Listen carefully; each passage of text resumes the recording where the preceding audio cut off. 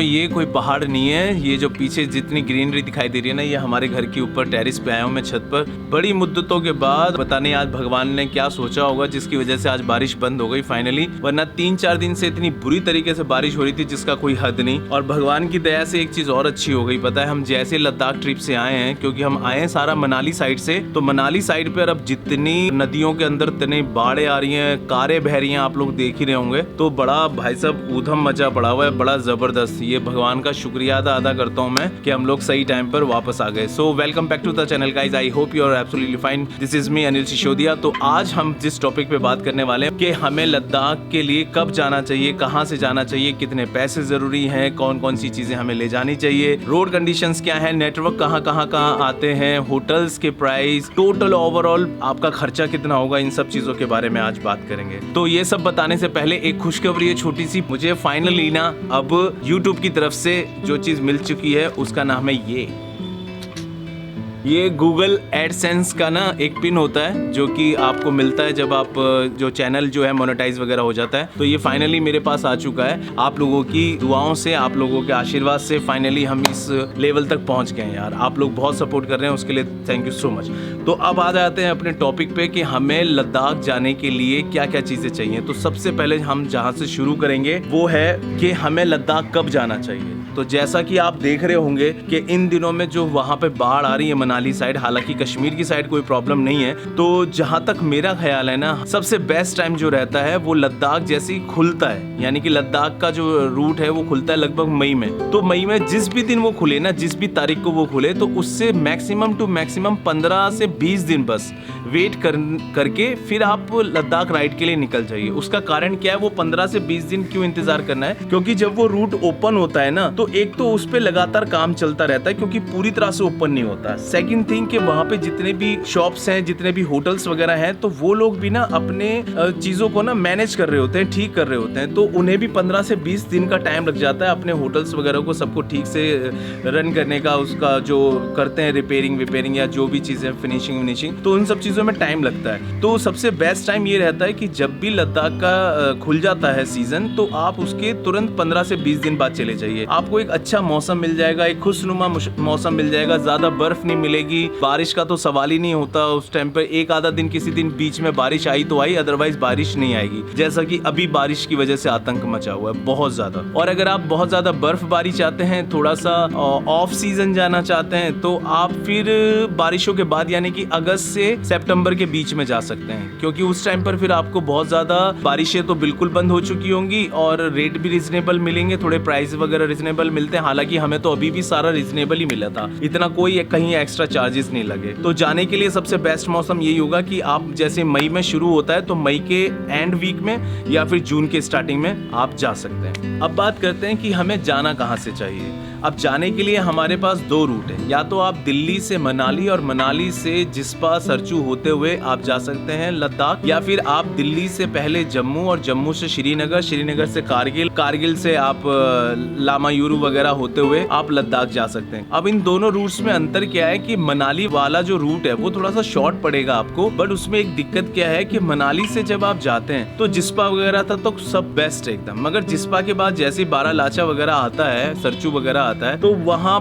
की roads conditions ना सच में बहुत ज्यादा खराब है, बहुत ज्यादा खराब। तो आपको एकदम से ना वो बहुत ज्यादा बैड रोड्स पे आना पड़ेगा। एंड सेकंड थिंग, क्योंकि वहां से ना एल्टीट्यूड एकदम से बढ़ जाता है, मतलब कि आप मान लीजिए अगर मनाली में अगर आप 10,000 फीट में, मान लीजिए एक बार मैं कह रहा हूँ, तो अचानक से आप सरचू पे पहुंचते 14,000, 13,000, 15,000 हाइट पे पहुंच जाते हैं सिर्फ एक दिन के अंदर। तो उससे जिनको हाई एल्टीट्यूड की प्रॉब्लम ऐसे ना AMS जो बोलते हैं, जो प्रॉब्लम होती है, उन लोगों को थोड़ी सी प्रॉब्लम हो जाती है। प्लस आपको जो पेट्रोल का जो ऑप्शन है वो बहुत लिमिटेड मिलता है। तो उसकी बजाय अगर आप फर्स्ट टाइम जा रहे हैं, अगर आप रेगुलर जाते रहते हैं तब तो ठीक है, इट्स ओके, आदत पड़ जाती है, मगर अगर आप फर्स्ट टाइम जा रहे हैं तो आप मेरे हिसाब से आप ये जो है कश्मीर वाला रूट कीजिए, क्योंकि एक तो यहाँ की रोड्स बहुत खूबसूरत हैं। हालांकि उधमपुर के बाद जो अभी कंस्ट्रक्शन हो रही है श्रीनगर जाने वाली रोड्स, वो थोड़ा सा अभी वहाँ कंस्ट्रक्शन हो रहा है, मगर वो उतना ऑफ रोडिंग नहीं है, कंस्ट्रक्शन हो रहा है। वहाँ पे धूल मिट्टी बहुत मिलेगी आपको ना, कीचड़ वीचड़ मिल सकती है अब बारिशों में तो, मगर फिर भी बेस्ट रूट अगर मेरे से पूछेंगे तो आप वो श्रीनगर वाला रहता है, क्योंकि वहां से आप इजीली पहुंच जाएंगे, आराम से पहुंच जाएंगे, और वो जो हाई एल्टीट्यूड वाली प्रॉब्लम है वो भी प्रॉब्लम नहीं होगी, और आपको हर चीज आसानी से मिल जाएगी, जैसे पेट्रोल पेट्रोल, होटल्स वगैरह, दुकानें, खाना पीना, सब चीज़ें आराम से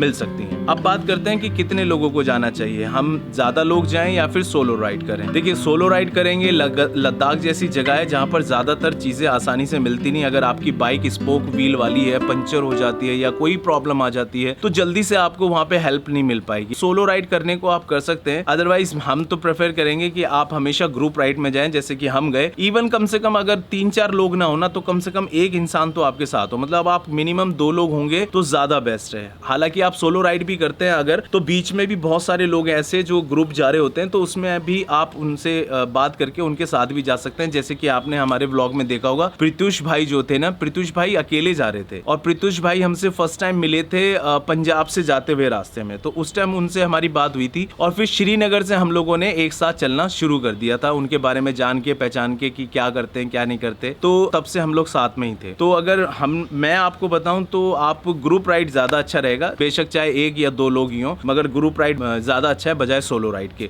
लद्दाख स्पेशली। तो अब बात करते हैं कि आखिर लद्दाख जाने के लिए आपको दिन कितने चाहिए। देखिए, मेरे हिसाब से तो आपको लद्दाख के लिए कम से कम 12 से 13 दिन चाहिए होंगे। जैसे कि हम लोग गए थे, हम लोग यहाँ से निकले थे 13 जून को और रिटर्न आए हम 24 जून की अर्ली मॉर्निंग में। हम लोग यहाँ पर आ गए थे सुबह 3:30 बजे के आसपास। तो करीबन ये 10 से 11-12 दिन जो है ये सफिशिएंट होते हैं अगर आपको बहुत ज्यादा नहीं घूमना है। जैसे कि हम तो देखिए, हम लोग पैंगोंग नहीं गए, उमिंगला नहीं गए, 2-4 जगह हम जो थी वो हमने अवॉइड करी, बाकी तो हम चले गए थे। बाकी हम लोग थोड़ा सा गए भी धीरे धीरे थे, अगर आप लोगों ने देखा होगा तो हम लोग बड़ी आराम से जा रहे थे। एक दिन में ना सिर्फ 125 150 किलोमीटर चलाने के बाद बस सबने होटल ले लिए कि अब रहने दो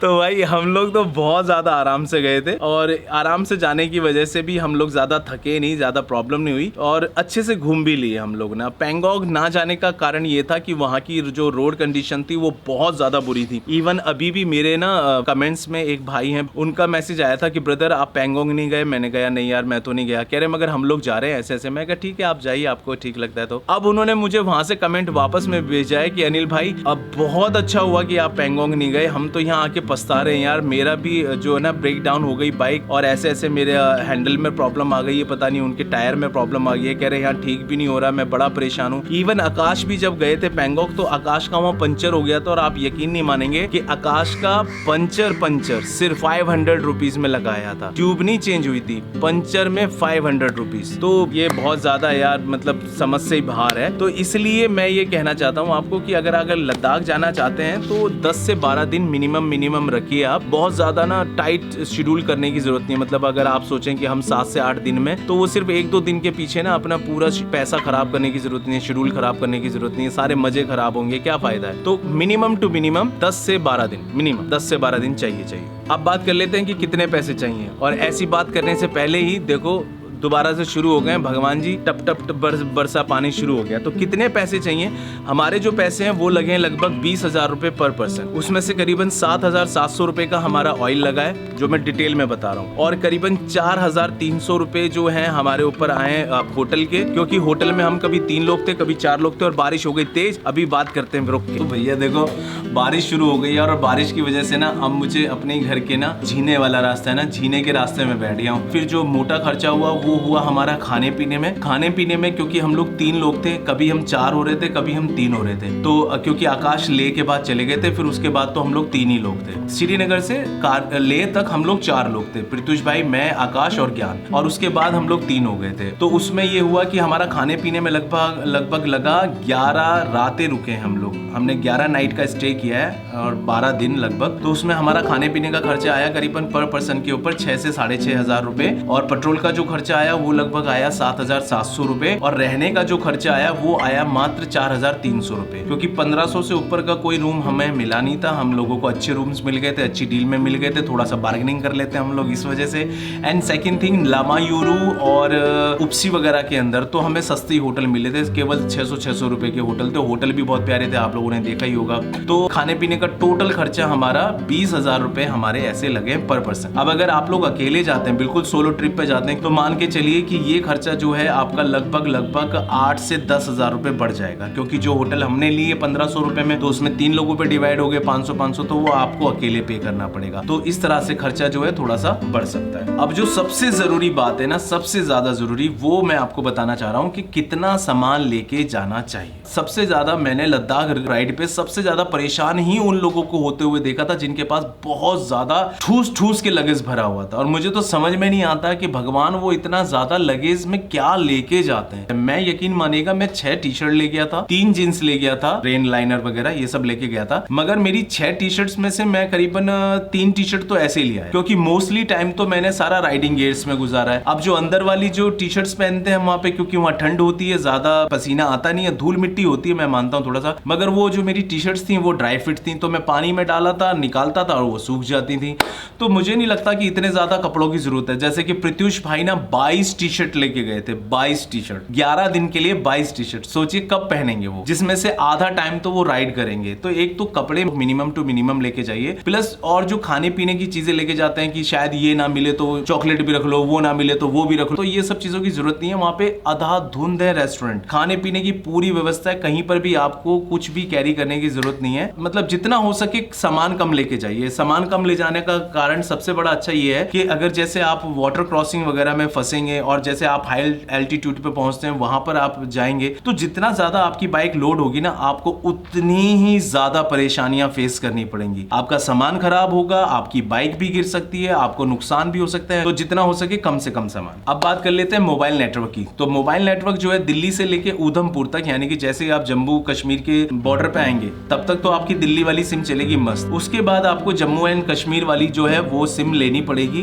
जैसे कि आकाश ने ली थी, मेरे पास ऑलरेडी पहले से ही थी। तो वो जो सिम है वो आपकी लद्दाख तक खूब मस्त चलती है, एयरटेल वाली ना मस्त है। अगर आप जम्मू वाले रास्ते से जा रहे हैं कहीं कोई प्रॉब्लम नहीं आएगी। मगर हाँ, सम रीजंस सम जगह पे जैसे लामायूरू वगैरह जैसी जगह है वो थोड़ा ऑफ बीट प्लेस है, तो वहां थोड़े नेटवर्क वगैरह कम आते हैं। आप लोगों ने देखा ही होगा, मैं बड़ा परेशान हो गया था, मेरी वीडियो अपलोड नहीं हो पा रही थी। मैं लोगों से कहीं से पूछ रहा था, भाई आपके पास वाईफाई है? अगर वाईफाई है तो मैं रेस्टोरेंट पे खाना खाऊंगा ताकि मेरी वीडियो अपलोड हो जाए, वरना मैं नहीं खाऊंगा। इस चक्कर में तो मैंने पूरा एक दिन खाना नहीं खाया, क्योंकि मुझे कहीं वाईफाई नहीं मिल रहा था लामायूरू के आसपास। मगर नेटवर्क वहां तक एकदम रपचिक आते हैं। नेटवर्क की जो प्रॉब्लम आएगी वो आपको आएगी जब आप उपसी से आप जाएंगे सरचू की साइड। उपसी से सरचू का जो पूरा एरिया है ना, करीबन 150 किलोमीटर के आसपास का वो पैच है, और वो बहुत खराब रोड्स हैं, बहुत ज्यादा खराब रोड्स हैं, प्लस वहां पे नेटवर्क भी नहीं आता, और आपकी किसी भी सिम में नहीं आएगा, ना दिल्ली वाली में आएगा, ना जम्मू एंड कश्मीर वाली या लद्दाख वाली जो सिम है उसमें आएगा, किसी में भी नहीं आता वहां पे नेटवर्क। वो मुझे नहीं पता रीजन क्या है। हाँ, सरचू से जैसे ही आप 15 किलोमीटर पहले आते हैं, तो सरचू आने से 15 किलोमीटर पहले ही आपकी जो दिल्ली वाली सिम है ना, जियो की, वो एक्टिव हो जाती है, और उसके बाद तो फिर आपकी दिल्ली वाली सिम पूरी मनाली तक सारा चालू रहती है। फिर आपको जम्मू एंड कश्मीर और लद्दाख वाली सिम की जरूरत नहीं। और जम्मू एंड कश्मीर की जो आप सिम परचेज करेंगे वो भी एयरटेल की कीजिएगा, क्योंकि मैक्सिमम टू मैक्सिमम जो वहां पे जो नेटवर्क है वो एयरटेल के आते हैं। अब बात कर लेते हैं उसकी जिसके लिए सबसे ज्यादा राइडर्स जो है परेशान होते हैं, वो होता है पेट्रोल। पेट्रोल के बारे में एक बात मैं कहना चाहूंगा कि अब ना मनाली वाले रूट पे भी बहुत सारे नए पेट्रोल पंप बन रहे हैं। गवर्नमेंट बहुत तेजी से काम कर रही है, पेट्रोल पंप वहां पे बनाए जा रहे हैं। जैसे कि पहले सिर्फ टांडी में था, अब केलोंग में भी आ गया है। और अगर आप देखेंगे, मैंने एक दिखाया था कि आप जैसे अटल टनल पे जाते हैं तो अटल टनल से पहले भी मुश्किल से आधा किलोमीटर पहले भी ना एक पेट्रोल पंप बन रहा है। तो पेट्रोल पंप के लिए आपको इतना ज्यादा वरीड होने की जरूरत नहीं है। बहुत मतलब जैसे वो जेरी कैन वगैरह कैरी करते हैं, हमने भी की थी, हालांकि उसकी हमें कहीं कोई जरूरत नहीं पड़ी। हमें जहां जहां हमें पेट्रोल पंप मिलता गया, हम वहां से अपना पेट्रोल जो है रिफिल करते रहे, टैंक फुल कराते रहे। मैंने तो सच बताऊं, मैंने तो ऑटो कट कराया था। मैंने सिर्फ एक बार टैंक जो है फुल कराया था कि भैया ऐसे फुल कर दो, वो करवाया था कारू के अंदर। तो कारू के अंदर लास्ट पेट्रोल पंप है, ये बात ध्यान रखिएगा कि कारू से लेके आपको केलोंग तक कोई भी पेट्रोल पंप नहीं मिलेगा। लगभग ये 300 सवा 300 करीबन 400 किलोमीटर का पैच है। तो 400 किलोमीटर तक आपको पेट्रोल पंप की पेट्रोल की एक बूंद नहीं मिलेगी पेट्रोल पंप पे। हालांकि अगर आपका पेट्रोल खत्म हो जाता है, कोई इमरजेंसी आ जाती है, सरचू के अंदर आपको पेट्रोल मिल सकता है, मगर वो आपसे चार्ज करेंगे करीबन 170 रुपए लीटर। वहां पर चल रहा है पेट्रोल 96, मगर वो लोग 170 रुपए लीटर लेते हैं आपसे। तो जरूरत ही नहीं है, आप कारू से जो है अपना पेट्रोल टैंक जो है फुल करा के चलिए। अगर आपकी बाइक जो है 30 से 35 के बीच में एवरेज देती है तो आपको केलोंग तक कोई भी पेट्रोल की जरूरत नहीं पड़ेगी, बिल्कुल भी नहीं पड़ेगी। अब बारिश वापस से चली गई है। दिल्ली का यही ड्रामा चल रहा है भाई, बारिश आ रही है, बारिश जा रही है, बारिश आ रही है, बारिश जा रही है। दिल्ली को पूरा समुद्र बना रखा है भाई साहब, गजब कर रखा है। तो खैर, अब पेट्रोल के बारे में एक चीज और मैं बताना चाह रहा था आपको कि पेट्रोल पंप जो है ना, आपको लेह में तो दुनिया भर के हैं। लेह के बाद को जो पेट्रोल पंप मिलेगा खारदुंगला वाले रास्ते पे, तो लेह से अगर आप पेट्रोल फुल करा के निकले ना, तो अब नेक्स्ट पेट्रोल पंप आपको सीधा मिलेगा नुब्रा वैली में। नुब्रा वैली के अंदर एक जगह है जिसका नाम है डिक्सिट। तो डिक्सिट के अंदर एक पेट्रोल पंप है और डिक्सिट से पहले ही, थोड़ा सा पहले नुब्रा वैली में ही आता है वो, हालांकि। तो वो क्या होता है, रास्ता है सीधा सीधा। जब आप खारदुंगला से जाएंगे तो डिक्सिट के लिए आप होंगे लेफ्ट, तो लेफ्ट होने से पहले ही कॉर्नर पे भी एक पेट्रोल पंप है, तो वो पेट्रोल पंप है लास्ट वहां पर। उसके बाद फिर वहां पेट्रोल पंप कहीं पे भी नहीं है। तो ये चीज ध्यान रखिएगा, अगर आप नुब्रा वैली और हानले वगैरह साइड ये सब घूमना चाहते हैं तो वहां पे सिर्फ पेट्रोल पंप एक ही है, वहां 2 ही है वो, बस और नहीं। अब बात कर लेते हैं हमारी सुपर मीटियोर 650 की, कि आखिर हमारी बाइक ने कैसी वहां परफॉर्मेंस दी। यार यकीन मानिएगा कि उसको ले जाने से पहले मैं थोड़ा बहुत डरा हुआ था। ऐसा नहीं है मैं नहीं डरा हुआ था, उसके ग्राउंड क्लियरेंस को लेके मैं सच में डरा हुआ था कि यार पता नहीं जा पाएगी नहीं जा पाएगी। इवन मैंने वो रोड्स कभी देखी नहीं थी, मैं फर्स्ट टाइम ये सर्किट पूरा किया था, तो मुझे पता नहीं था कि वहाँ रोड की कंडीशंस कैसी होंगी। मगर हमारी सुपर मीटियोर 650 ने यार कसम से गजब की परफॉर्मेंस दी, गजब की एकदम। कहीं पे भी पावर लैक नहीं हुई, कहीं कोई पंचर नहीं, कहीं कोई प्रॉब्लम नहीं। टायर की चौड़ाई, टायर की विड्थ, बॉडी वेट बाइक का, उन सब ने मिलकर ओवरऑल ना मतलब बहुत ही जबरदस्त परफॉर्मेंस दी यार। एवरेज वगैरह सब चीजें एकदम गजब थी। और ग्राउंड क्लियरेंस का जो सबसे बड़ा स्यापा था, लोगों को लग रहा था मेरी बाइक एक जगह नहीं लगी यार, सिंगल पॉइंट जगह कहीं नहीं लगी मेरी बाइक। हर जगह से खारदुंगला, सरचू वगैरह वगैरह हर जगह से एकदम रपचिक निकल गई। इवन मैं जब जहां रुक रहा था खारदुंगला या सरचू वगैरह में, तो लोग मुझसे पूछ रहे थे कि निकल गई, आराम से निकल गई हर जगह से। मैंने कहा हाँ भाई मेरी तो निकल गई आराम से। और उसका कहीं ना कहीं सबसे बड़ा कारण ये भी है कि मेरे पास एक तो लगेज बहुत कम था, ऊपर से मेरे साथ कोई पिलियन भी नहीं था। तो क्योंकि लगेज ज्यादा होने से और पिलियन होने की वजह से बॉडी पे वेट पड़ता है और थोड़ा सा वो दब जाती है। अगर इस कंडीशन में अगर आपके पास लगेज ज्यादा हो, जो कि नहीं होना चाहिए, और अगर पिलियन वगैरह हो, तो मेरा आपको सजेशन ये रहेगा कि आपके जो उसके शॉकर्स है ना पीछे वाले, उसको थोड़ा सा उठवा लीजिए, उसमें पॉइंट्स होते हैं, उसको थोड़ा सा और अप करवा लेंगे तो वो भी नहीं लगेगा। और बात कर लेते हैं परमिट की। तो परमिट हमें लगा था, हम तीनों ने परमिट बनवाया था अपना, ज्ञान, मैंने और पृथ्वीश भाई ने। तो हमारा 1500 रुपये लगे थे परमिट बनवाने में, जिसमें कि हमारा लेह पूरा था और नुब्रा वैली वगैरह था, ये सब उमिंगला वगैरह, और उन सब का तो हमने बनवाया ही नहीं था। तो टोटल 500 रुपये लगे थे, वो तो ऐड कर सकते हैं, पैसे तब भी उतने ही लगते हैं। मगर यकीन मानिएगा हमारा परमिट कहीं भी चेक नहीं हुआ, कहीं पर भी। जितनी भी चेक पोस्ट थी तो वहाँ पे हमारी बाइक का नंबर और हमारा नाम, एड्रेस वगैरह लिखवाया गया था, मगर कहीं पर भी किसी ने ना हमसे एक बार भी परमिट वगैरह के लिए नहीं पूछा। तो परमिट का मुझे नहीं पता, अगर बनवाना है तो बनवाइए, नहीं बनवाना है तो एज यू विश। वैसे जहाँ तक मुझे किसी ने बताया था, उन्होंने कहा था कि परमिट अब इंडियंस को जरूरत नहीं है, परमिट की अब केवल फॉरेनर्स को जरूरत है। और बारिश दोबारा से शुरू हो गई भाई, मेरे कैमरे के ऊपर अभी एक बूंद गिरी है, पहले इसको पहुँच लेता हूँ। तो ये सब चीज़ें हो गई थी। अब मे भी हो सकता है कि मैंने कुछ चीज़ें वैसे छूटी तो नहीं है, सारी चीज़ें बता दी हैं। तो ओवरऑल हमारा लद्दाख का जो ट्रिप रहा ना, वो बहुत मज़ेदार रहा यार, बहुत मज़ा आया। आप लोगों ने देखा ही होगा, हम लोगों ने खूब मस्ती की है, खूब मज़ा किया है। तो ओवरऑल बहुत अच्छा रहा। अभी मैं दिल्ली आ चुका हूँ और दिल्ली में अभी मेरे को थोड़ा सा काम कराना है, जैसे कि मेरी सुपर मीटियोर 650 की जो हेडलाइट है ना, वो भगवान के भरोसे है। मुझे नहीं समझ में आया कि रॉयल एनफील्ड वालों ने वो टेस्ट ही नहीं करी क्या, LED लाइट लगा के, मतलब वो रोड पे जलती है और पता ही नहीं चलता कि उससे ज़्यादा स्ट्रीट लाइट की रोशनी आती है, पता रोड पर। तो मुझे एक फॉग लाइट वगैरह लगानी है, एक न्यू हेलमेट मैं अपने लिए परचेज करूंगा। तो खैर इस वीडियो को यहीं तक रखते हैं। Thank you so much for watching this video. अगर ये वीडियो पसंद आया तो प्लीज लाइक का बटन है, दबा दीजिएगा, पैसे नहीं लगते उसके, बिल्कुल भी नहीं लगते, सिर्फ लाइक दबा दीजिएगा अगर आपको ये वीडियो इन्फॉर्मेटिव लगी हो, जरा भी आपको लगा हो कि हाँ हमें कुछ अच्छी जानकारी दी गई है। एंड अगर आप नए इस चैनल पे तो सब्सक्राइब कर दीजिएगा। Thank you so much for watching. खुश रहिए, मस्त रहिए, मुस्कुराते रहिए। Love you all, bye.